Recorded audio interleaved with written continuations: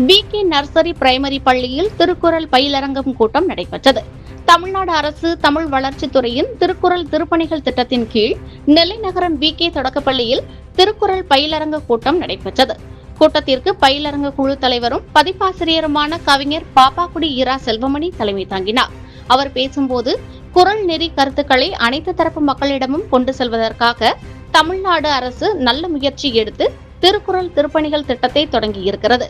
அதன் நோக்கத்தினை உள்வாங்கி பெற்றோர்கள் மற்றும் ஆசிரியர்கள் வளரும் குழந்தைகளுக்கு, குறிப்பாக இளைஞர்களுக்கு குறள் வழி பாதையில் கரம் கோர்த்து சென்றிட ஊக்கமாகவும் உதவியாகவும் இருக்க வேண்டும் என்று பேசினார். பள்ளி தலைமை ஆசிரியை மீனாட்சி சுந்தரி முன்னிலை வகித்தார். ஆசிரியை முத்துலட்சுமி வரவேற்று பேசினார்.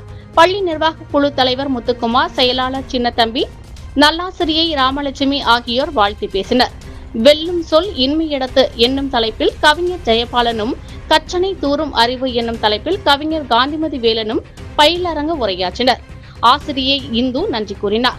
நிறைவில் உங்கள் வாழ்வின் முன்மாதிரி குறள் எது என்னும் கேள்விக்கு சிறப்பாக பதிலளித்த பொதுமக்களுக்கு திருக்குறள் உரை நூல் வழங்கப்பட்டது. பள்ளி மாணவர்கள் பலரும் திருக்குறள் ஒப்புவித்தனர். கூட்டத்தில் புலவர் ராமசாமி, நிழல் இலக்கிய தளம் கவிஞர் பிரபு, கவிஞர்கள் கோதைமாறன், முத்துசாமி, பேராசிரியை இசக்கியம்மாள், ஆனந்தி மற்றும் ஆசிரியைகள், மாணவிகள், மாணவர்கள் பலரும் கலந்து கொண்டனர்.